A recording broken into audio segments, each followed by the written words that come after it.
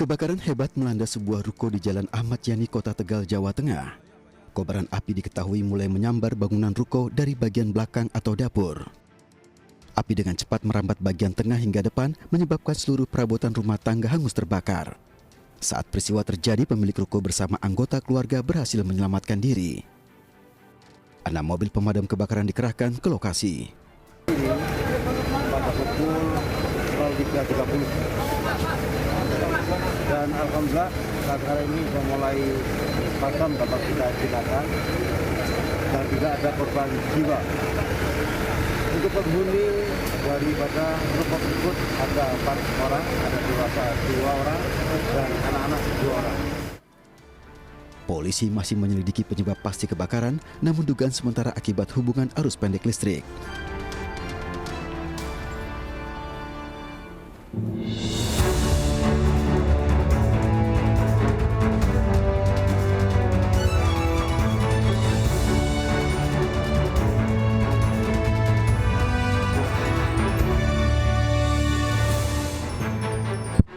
Halo, selamat malam pemirsa, kita berjumpa di iNewsroom, ruang memperbarui informasi yang ada dengan diskusi yang komprehensif. Saya Anissa Dasuki. Pemirsa, ratusan los dan kios di Pasar Brambang, Kecamatan Karanggangwen, Demak, Jawa Tengah terbakar. Kebakaran diduga akibat korsleting listrik. Berada di TKP sebelah Sudian, melaporkan dari Pasir. Kobaran api melahap ratusan kios dan lapak pedagang di Pasar Brambang, Kecamatan Karangwetan, Demak, Jawa Tengah dini hari tadi. Api merambat dari bagian depan pasar dan meluas ke bagian tengah pasar. 6 unit mobil pemadam kebakaran dikerahkan untuk menjinakkan api. Proses pemadaman berlangsung hampir 5 jam. Diduga kebakaran ini terjadi akibat korsleting atau hubungan arus pendek listrik. Ini biasa ya. Kios apa itu, Pak? Ini gas aksesoris. Aksesoris. Aksesoris ya? Beda-beda. Kira-kira jam berapa itu api datang? 12-an. 12-an. Tahu nggak sumber api dari mana? Sumber dari itu dari sini, sebelah sini. Dari listrik apa ada yang sengaja, Pak?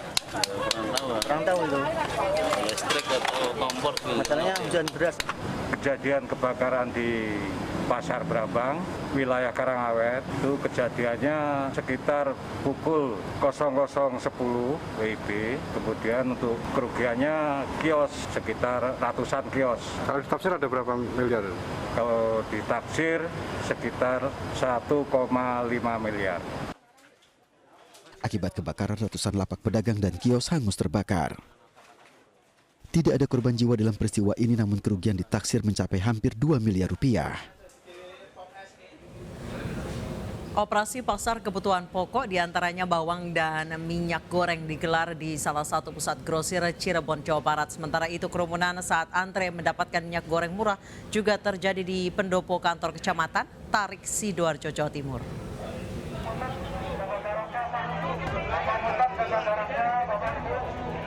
Tim TPID Kota Cirebon menggelar operasi pasar murah di salah satu pusat grosir Cirebon. Sejumlah komoditas yang dijual di pasar murah tersebut diantaranya minyak goreng, bawang merah, cabai rawit, dan beberapa kebutuhan pokok lainnya. Minyak goreng menjadi barang yang paling banyak diserbu warga. Pasalnya, di pasar murah ini dijual Rp14.000, jauh lebih murah di harga pasaran yang mencapai lebih dari Rp20.000 per liter. Meski harus rela antri berjam-jam, warga mengaku cukup terbantu dengan adanya operasi pasar yang dilakukan hingga Kamis depan. Oh, lagi murah. Emang di pasar lagi mahal semua? Apa aja yang mahal, Bu? Minyak terutama. Terus? Cabai Rawit. cabai setan. Warga berharap agar seluruh kebutuhan pokok yang mengalami kenaikan dapat segera ditekan dengan harga yang wajar, sehingga daya beli warga bisa tercukupi.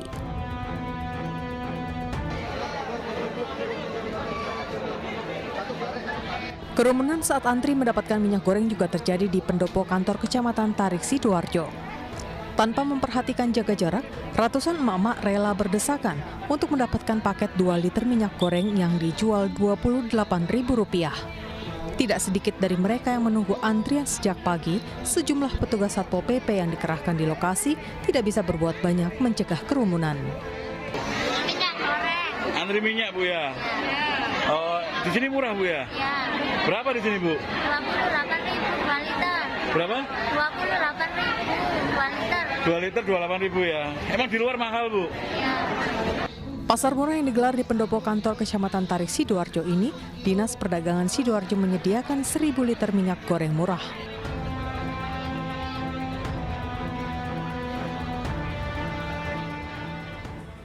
Polda Kalimantan Timur telah menetapkan oknum ulama sebagai tersangka pencabulan 13 santriwati. Dalam penyelidikan terungkap pelaku mengiming-imingi korban dengan uang sebesar 30 hingga 50 ribu rupiah.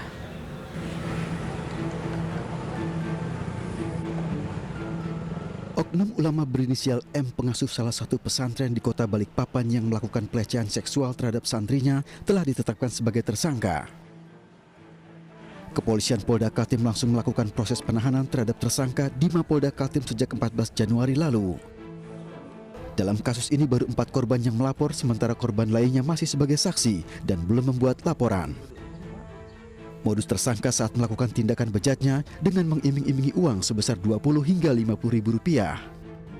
Betul, jadi memang modusnya pelaku ini mengiming-imingi sejumlah uang antara 20 sampai 50 ribu, dan ada beberapa santriwati yang dibelikan pakaian, diajak jalan-jalan, diajak makan keluar, dan peristiwa itu terjadi kebanyakan di dalam kendaraan, di mana santriwati tersebut diajak jalan-jalan oleh pelaku. Polda Kaltim mengimbau kepada korban lainnya untuk segera melapor ke polisi. Diduga korban pelecehan yang dilakukan tersangka berjumlah hampir 13 santri. Terdakwa pemerkosa 13 santri Heri Wirawan hari ini membacakan pleidoy atau pembelaan di hadapan majelis hakim. Sebelumnya jaksa meminta terdakwa dihukum mati dan kebiri kimia.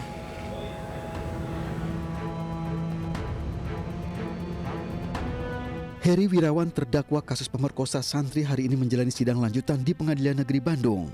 Terdakwa dihadirkan secara virtual dan membacakan pledoi di hadapan Majelis Hakim Pengadilan Negeri Bandung. Materi pledoi adalah menanggapi tuntutan dan fakta persidangan yang muncul. Kami memohonkan hukuman yang seadil-adilnya. Spesifikasinya tentu kami tidak bisa uraikan. Dan terdakwa pun diberi kesempatan memberikan pembelaannya pribadi secara tersendiri. Dan itu sudah dilaksanakan. Dari terdakwa apa pembelaannya, Bu? Inti dari pembelaan terdakwa, mohon maaf kami tidak bisa menginfokan. Sebelumnya jaksa penuntut umum menuntut hukuman mati dan kebiri kimia kepada terdakwa. Tuntutan jaksa ini dinilai untuk memberikan efek jera kepada terdakwa yang melakukan kejahatan sangat serius. Jaksa juga meminta majelis hakim membubarkan pesantren milik terdakwa serta merampas harta kekayaannya yang nantinya dilelang untuk digunakan sebagai biaya hidup korban.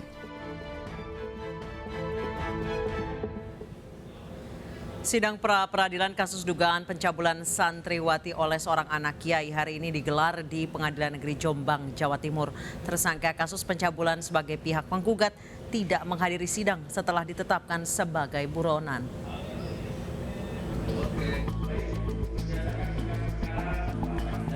Pengadilan Negeri Jombang, Jawa Timur menggelar sidang pra-peradilan kasus dugaan pencabulan santriwati. Pihak penggugat adalah MSA, anak kiai di Jombang, tersangka kasus dugaan pencabulan sejumlah santriwati. Sedangkan yang digugat adalah Polres Jombang. MSA selaku pemohon tidak hadir dalam persidangan dan mewakilkan kepada 2 kuasa hukumnya. Gugatan pra-peradilan dilayangkan karena MSA merasa tudingan pencabulan kepada dirinya adalah fitnah untuk menjatuhkan nama baik pesantren. Sidang di Pengadilan Negeri Jombang dijaga ketat oleh polisi. Sejumlah warga tidak dapat mengikuti sidang secara langsung, hanya diperbolehkan melihat jalannya sidang melalui televisi di depan kantor pengadilan. Klien kami itu diputuskan sebagai tersangka, ditetapkan sebagai tersangka hanya berdasarkan hasil penyelidikan. Penyelidikan itu bukan proses pro justisia. Anda bisa bayangkan hak asasi manusia. Polda Jawa Timur sebelumnya telah menetapkan tersangka MSA sebagai buronan karena 2 kali mangkir dari panggilan pemeriksaan. Hingga kini MSA masih dikejar polisi. Dan pemirsa, kami sudah terhubung dengan kuasa hukum tersangka Denny Haryatna. Selamat malam Pak Denny. Selamat malam Mbak Anissa. Baik Pak Denny, tadi dalam sidang pra peradilan yang digugat adalah Polres Jombang. Alasan klien Anda menggugat Polres Jombang, bukannya pelapor, adalah apa Pak? Ini pra peradilan ya? Iya, pra peradilan. Sidang pra peradilan artinya, ya. Jadi pasti yang dimohonkan adalah penegak hukum yang melakukan proses pemeriksaan laporan pidana. Oke, kemudian alasannya menggugat Polres Jombang apa Pak? Alasannya ada beberapa. Pertama, klien kami tidak pernah diperiksa sebagai saksi pada saat penetapan calon tersangka, sebelum penetapan tersangka. Juga klien kami tidak pernah dimintakan klarifikasi pada saat penyelidikan. Yang ketiga, kami yakin bahwa alat bukti pada saat penetapan tersangka itu belum cukup atau belum memenuhi 2 alat bukti dan kualitas bukti yang signifikan. Kalau menurut polisi 2 alat bukti bukti yang akhirnya menetapkan klien Anda sebagai tersangka apa saja Pak? Di dalam sidang pra peradilan yang lalu ada saksi dan visum, gitu kan, waktu itu ya. Saya nggak tahu di dalam persidangan sekarang pihak termohon akan mengajukan alat bukti apa, karena persidangan pra peradilan yang lalu itu pokok materinya tidak diperiksa karena tidak diterima karena kurang pihak. Pak, baik, Pak Denny. Tadi Anda menyebutkan bahwa klien Anda tidak pernah diperiksa sebagai saksi. Apa memang tidak pernah dipanggil oleh kepolisian Pak sebelumnya? Jadi begini, saya kasih runtutan peristiwanya ya. Tanggal 29 Oktober 2019, klien kami dilaporkan oleh saudari Meli, gitu kan. Terus kemudian dibuat laporan dan dibuat perintah penyelidikan.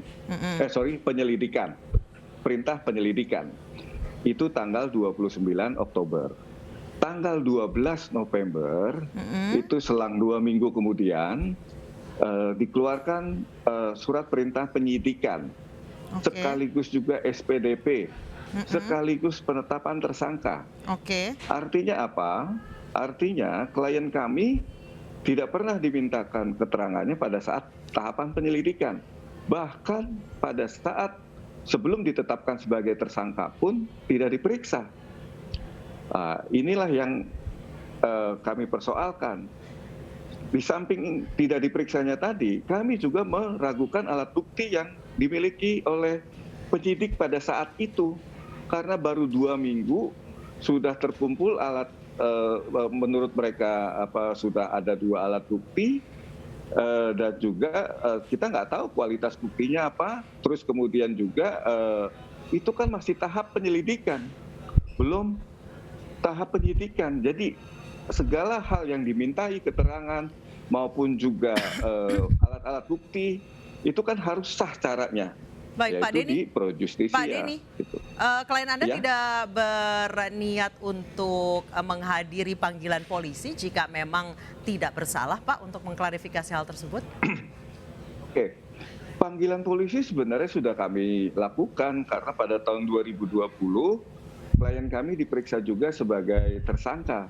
Waktu itu bulan Maret 2020. Yang panggilan saat ini adalah panggilan tahap 2 untuk diserahkan ke jaksa. Jadi bukan setelah ditetapkan tersangka seperti yang beredar beritanya. Jadi sejak tahun 2019 sampai 2022 sudah berapa kali klien Anda diperiksa oleh polisi, Pak? Ada 2 kali diperiksa 2 kali diperiksa pada tahap setelah ditetapkan sebagai tersangka. Baik. Kemudian saat ini apakah ada rencana untuk lapor balik korban, Pak, kalau memang klien Anda merasa tidak bersalah? Ini bukan soal lapor balik atau apa, kami ingin menegakkan hukum dan ini menjadi hak tersangka. Jangankan tersangka itu haknya sudah dijamin. Jadi Pak Denny yang digugat penetapan tersangkanya atau soal tuduhan pelecehan seksualnya, Pak? Oh, kalau di dalam pra-peradilan kita acara pidananya, penetapan tersangkanya itu kami anggap cacat hukum dan harus dibatalkan. Baik, jadi terkait pelecehan seksualnya tidak disangkal ya Pak ya? Bukan tidak disangkal, prosesnya kan sedang berjalan pemeriksaannya. Kalau caranya salah berarti ya itu harus dihentikan penyidikannya. Oke, baik. Karena kualitas buktinya itu dan juga prosedur yang ditempuh oleh polisi itu harus sesuai dengan undang-undang gitu. Oke, baik. Baik, terima kasih Pak Denny Haryata, kuasa hukum tersangka telah bergabung bersama kami di iNews. Pemirsa, polisi membekuk seorang predator seksual di Kota Malang, Jawa Timur. Tersangka merupakan seorang guru di Sanggar Tari Jaranan yang menyetubuhi 7 muridnya yang masih di bawah umur.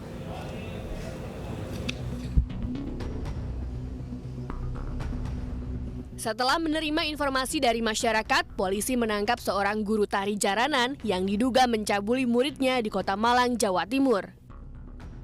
Awalnya pria berusia 37 tahun ini sempat tidak mau mengakui perbuatannya. Namun dari barang bukti dan hasil visum ad repertum ketujuh korban, akhirnya membungkam tersangka dan mengakuinya. Ketujuh siswa sanggar tari ini diperkosa dan dicabuli pelaku dengan modus meditasi ritual dalam pelaksanaan tari jaranan. Korban dibawa ke dalam suatu kamar, itu diraba, dilakukan pencabulan, bahkan disetubuhi. Dari 7 korban, itu ada 6 yang disetubuhi dan dicabuli dan 1 mendapat perlakuan pencabulan. Korban mengaku mengalami pencabulan lebih dari sekali. Kejadian tersebut berlangsung dalam rentang waktu November 2021 hingga Januari 2022.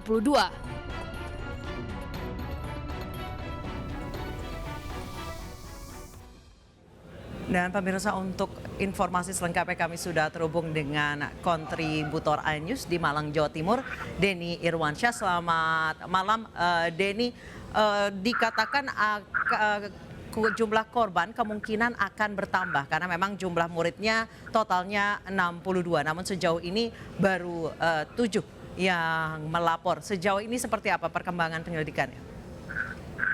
Baik, selamat malam Anissa. Benar, saat ini polisi sedang menunggu jika ada korban lain yang akan melapor karena dengan masa YN ini melatih tari selama 5 tahun, tidak menutup kemungkinan akan ada korban-korban yang lain. Meskipun kepada polisi setelah ditangkap, YN mengakui hanya melakukan aksinya sejak bulan November dan tertangkap tanggal 18 kemarin. Namun polisi sekarang sedang membuka laporan untuk masyarakat atau murid-murid yang merasa menjadi korban dari YN ini. Anissa. Baik, sejauh ini sudah berapa murid Pak yang diperiksa sebagai saksi, Denny? Baik Anissa, saat ini sejak tanggal 17 dan 18 kemarin, dengan diantar orang tuanya, ada 7 orang murid yang sudah diperiksa sebagai saksi setelah mereka melaporkan kasus pencabulan dan persetubuhan yang dilakukan oleh YN ini. Demikian. Baik, pemerkosaan ini berlangsung sudah berapa lama? Kepada petugas, YN mengakui bahwa pemerkosaan ini dilakukan sejak bulan November hingga tertangkap tanggal 18 kemarin. Masing-masing korban mengalami persetubuhan dan pencabulan lebih dari 1 kali yang dilakukan dengan modus mengajari ilmu privat untuk menari di ruangan khusus di kamar di lantai 2 rumah yang sekaligus sanggar tari milik YN. Baik, jadi baru kejadian ini November 2021, namun ada kecurigaan bahwa terjadi juga sebelum itu karena sanggar ini telah beroperasi selama 5 tahun. Apakah ada pemeriksaan ke arah sana, Denny? Betul, Kapolres Malang Kota, Kombes Pol Budi Hermanto menyatakan bahwa saat ini pendalaman terus dilakukan, tidak menutup adanya korban-korban lain. Oleh karena itu, Satreskrim Polresta Malang menganjurkan jika ada memang korban lagi untuk segera melapor. Baik, Demikian. terima kasih rekan Denny Irwansyah melaporkan langsung dari Malang, Jawa Timur. Selamat bertugas kembali. Pemirsa, usai jeda, usai memicu polemik pernyataan berbahasa Sunda, politikus PD Perjuangan Arteria Dahlan dilaporkan ke Polda Jawa Barat. Informasi selengkapnya usai jeda.